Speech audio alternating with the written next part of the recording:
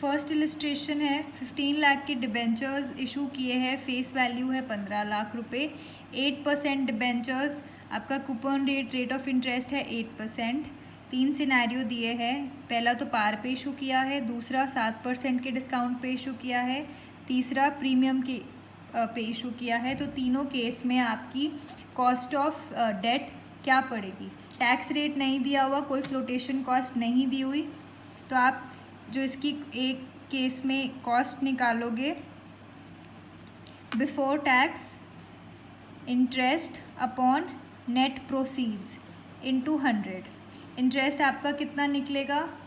8% of 15 lakh, ये हमेशा face value का निकलेगा, which is equal to 1,20,000। 8% 15 lakh का, ठीक है, डिवाइडेड बाय नेट प्रोसीड्स। पहला केस पार पे है, जितनी फेस वैल्यू है उसी वही इशू प्राइस है, तो 15 lakh rupees into 100।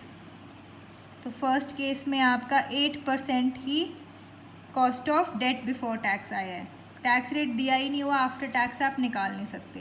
Case B में इंटरेस्ट आपका 1,20,000 ही है, लेकिन आपने डिस्काउंट ऑफ 7% पे इशू किया है, तो आप 15 लाख में से 7% घटा दो, ठीक है। 15 लाख में से आप 7% घटाओ तो आपके पास आएगा 13,95,000 इंटू 100।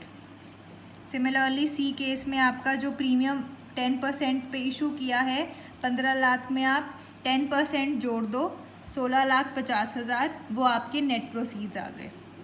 तो फर्स्ट इलस्ट्रेशन ऐसे होगा। सेकंड इलस्ट्रेशन,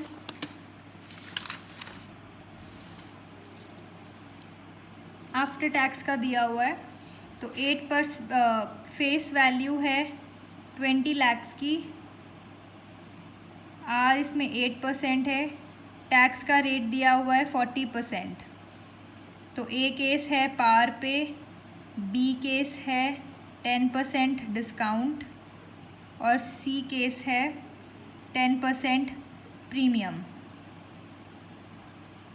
आप इंटरेस्ट निकाल लो, 8% of 20 lakhs which is 1,60,000। Interest तीनों केसेस में यही रहेगा, ठीक है। टैक्स का रेट दिया हुआ है 40%, और नेट प्रोसीड्स फर्स्ट केस में कितनी होगी? पारी है तो 20 लाख ही होगी।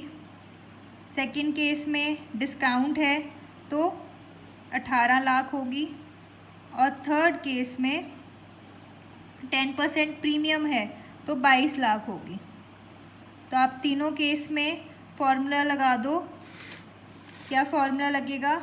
I1 माइनस टी, ये है के D after tax 1 minus T divided by net proceeds into 100।